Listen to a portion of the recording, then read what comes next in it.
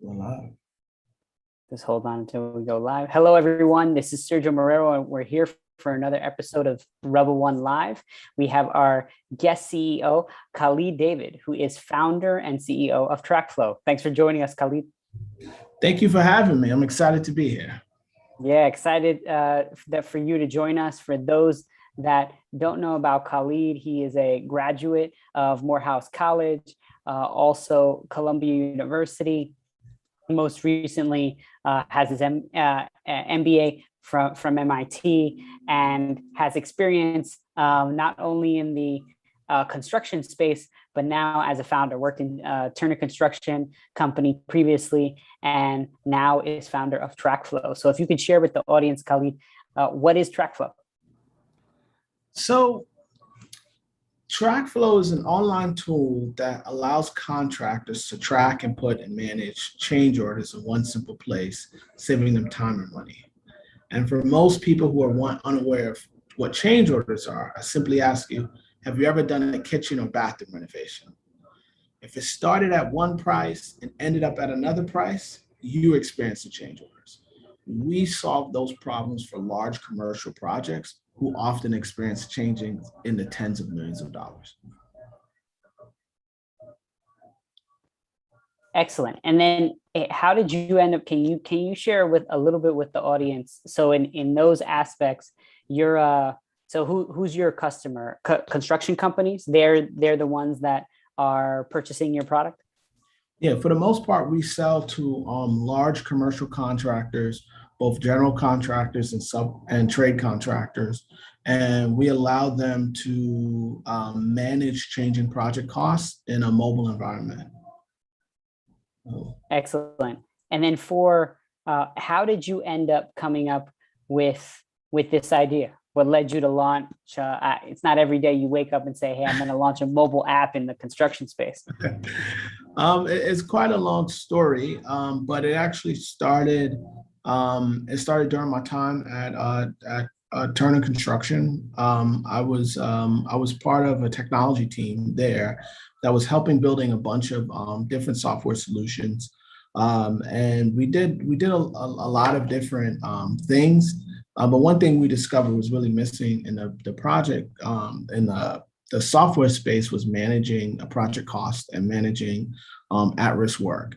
And I spent 3 years really learning from project engineers, project managers, cost control engineers, trying to build internal solutions for them. Eventually, what we had built was managing over maybe 180 million in their project portfolio. But eventually, they realized that, they were a 100-year-old construction company and not a software company, that they didn't necessarily want to manage a tech stack, and that wasn't really their core business.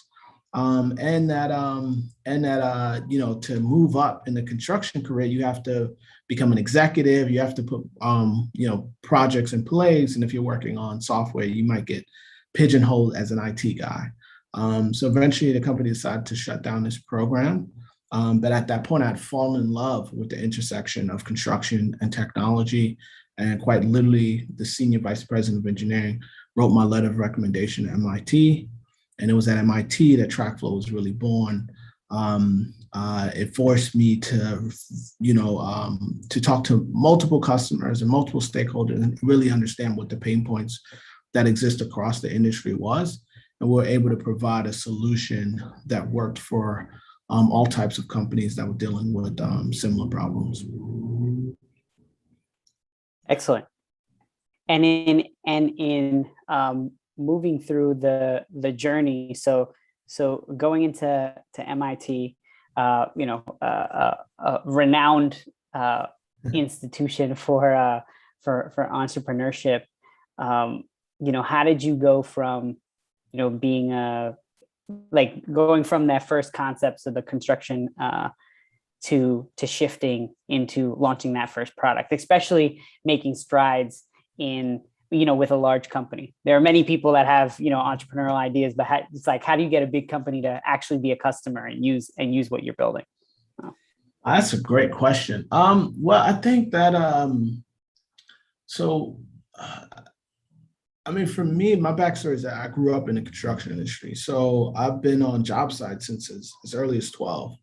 And when it came to actually putting up a product out in the marketplace, there was a lot of testing and iterating that kind of really had to happen before we were able to kind of win over the trust of larger firms.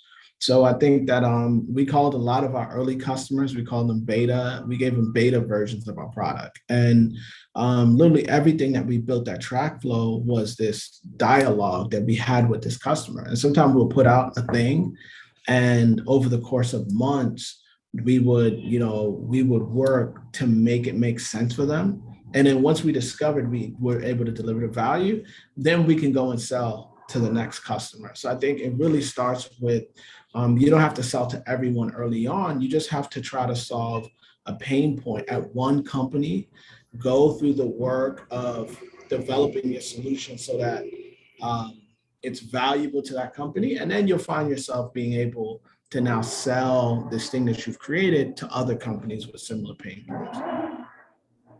What's if you want to share, what's one of the biggest challenges that you faced so far, and how did you overcome that challenge? Man, and that's a great question. I faced in terms of building the business. Yes, the building business. Yep. I think, I'm being as transparent as possible. I think as a Black founder, one of the biggest challenges has been access to capital. I think that we know what the data says around diversity and access to capital. And the way that we've kind of been able to work around that is by always being willing to put our product out there and always being willing to knock on as many doors as possible. We've had to win competitions. We've applied to accelerators. I'll say I remember being at the competition you won at the ASU conference, African American Student Union conference exactly. at Harvard Business School, and you guys won first place, and yeah, you were rolling. Great, So great need, great job. Yep. You have to be willing to do whatever it takes to serve your customers, to serve the people who bet on you, and ultimately to serve those, your customers, the people who bet on you. By that I mean the investors who put that early bets, and then most importantly your team, the people who go out there and they fight with you. If you believe in the work that you're doing, the work that they're doing, you go and you fight and you find the capital necessary. And yeah, that's probably one of the biggest challenges that we face. Excellent. And in terms of accelerating, or opportunities for innovation, especially in the construction space, what more do you think can be done in that space? So one is a whole world of opportunities that really exist in this space because it's so uncharted and so undeveloped. I think for when I think of TracFlo, and I think about what we're going to bring to market, there's a few things, and I can't give away everything, but there's a few things that come to mind. One is how we're going to use machine learning tools to predict volatility when it comes to construction. So we see price volatility when it comes to materials. We see volatility when it comes to access to capital. And in the space in which we deal with, we're helping construction companies manage cost, materials, and labor, which make up that cost. We're always, because we're helping them solve areas of the business that's uncertain, they end up looking for us for more things that are uncertain. So I think that as we see machine learning tools become readily available in these software solutions, you're going to find that project cost teams are going to be able to anticipate something like, hey, the price of steel is going to go up, 10% over the next 4 months. Let's go ahead and buy this steel now, because if we wait, there's these, the price may change. And I think by giving, let's say, a project engineer who's only been on the site for 5 years, giving them the tool to understand that decision and understand that in the palm of their hand, that traditionally would have took a seasoned veteran with 15, 20 years of experience before they understand these implications. that's going to drive a whole new level of productivity. So that's part of what I'm really, really excited about right now. But we're seeing everything from motion capture on the job site to introduction of kind of robotic dogs.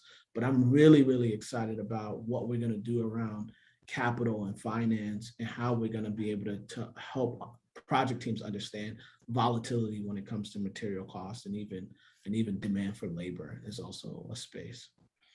So do you see this as the, financials, a critical component is a way in, and then building around it? Is that the, I guess, long term view? That's exactly it. So what we solve problems around, we talk change orders, right? Which is the tip of the iceberg. What we're really doing is we're digitizing construction payments. And we're digitizing by helping them make decisions mobile. So kind of like when you go out to friends and you got to split a bill and you got to use Venmo or Cash App or whatever you use. In the same way how you're actually making a financial decision amongst multiple stakeholders in a mobile environment.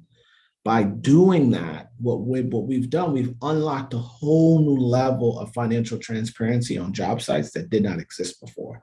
And we think by being the leaders in that space is going to position us to do a lot of cool things now that we're capturing information in real time that traditionally you wouldn't see until it's already been processed by an accountant and it's already too late to make a decision. Got it. What as we've seen COVID come in and really challenge the commercial space and some of the construction industry, how what do you think is what changes have you seen in construction? And we know the obvious ones for the slowdown, but what changes do you think you've seen that are going to stay? So we've seen a huge spike in technology adoption on job sites.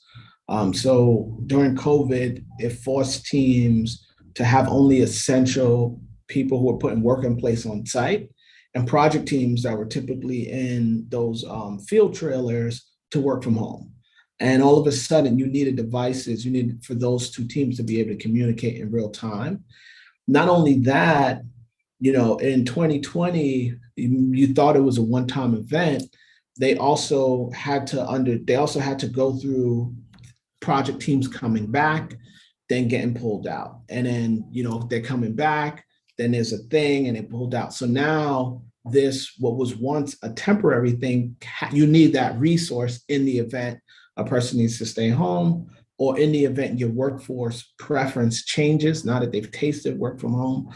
So we've seen a huge drive and adoption of mobile tools to help project teams communicate, especially when you have essential people who have to be on site.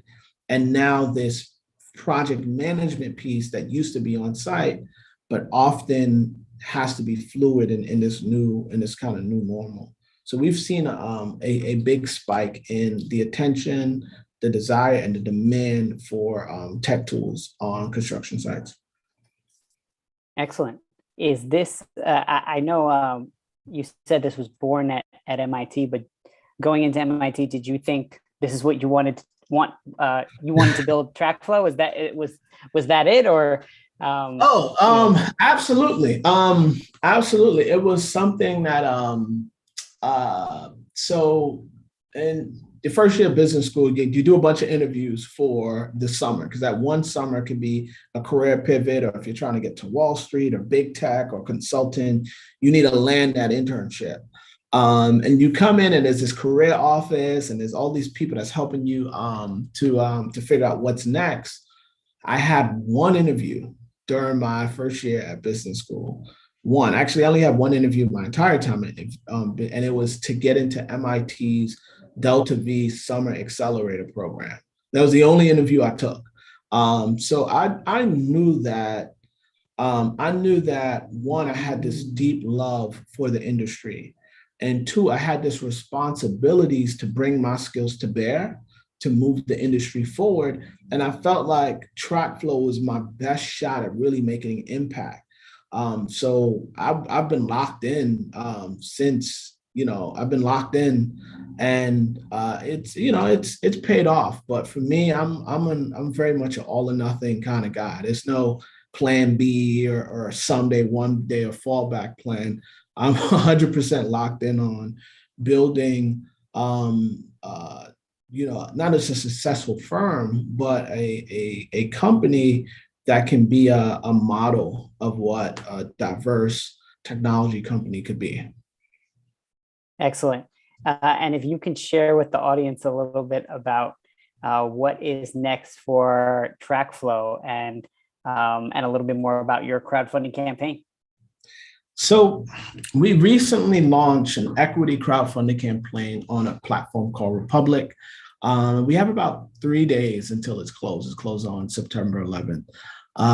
And over the past 3 months, we've been, I think we're just under 300,000.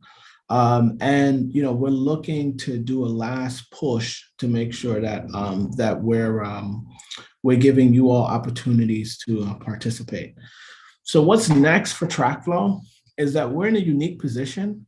We recently became a certified MBE, that's a minority business enterprise in New York City, which allows us to be in a position for any public work, whether it's city level, state level, federal level, that we're going to get a look at those projects.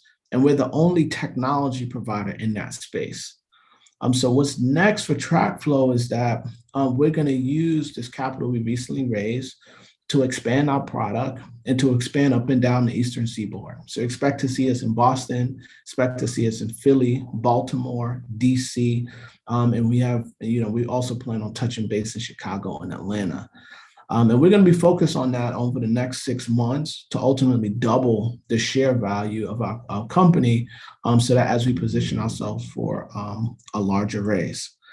The second piece from a product standpoint is that we've seemed to solve a very important pain, which is change orders for construction folks. And now we're working to capture the entire billing process. So we want to know when you're building a mega tower in Midtown Manhattan, I want to be able to tell you what is the price of sheetrock on the first floor and what a large union carpenter get paid for overtime on the west side is. And we think that as we continue to build out our robust construction billing platform, we're going to position ourselves to be a true industry leader. And the last piece is our commitment to diversity. We walk the talk. We're not Silicon Valley bros. I'm a guy who came out the industry and worked my way up, and our company is based in New York. And we have the commitment to make sure that our company reflects the city it serves. So an investment in us is not just, expanding and being, one of the leading tech firms out of New York City, but it's also reshaping the narrative on what tech looks like. And we're using platforms like equity crowdfunding to allow people like you all to be a part of that success and a part of that story. Well, Khalid, thank you for sharing your story. Everyone, this was Khalid David, CEO of TracFlo. Thanks for joining us tonight. And for all those that are tuning in, join us next week to hear from more amazing VCs and CEOs like Khalid. So thanks again, Khalid. Thank you. Thank you.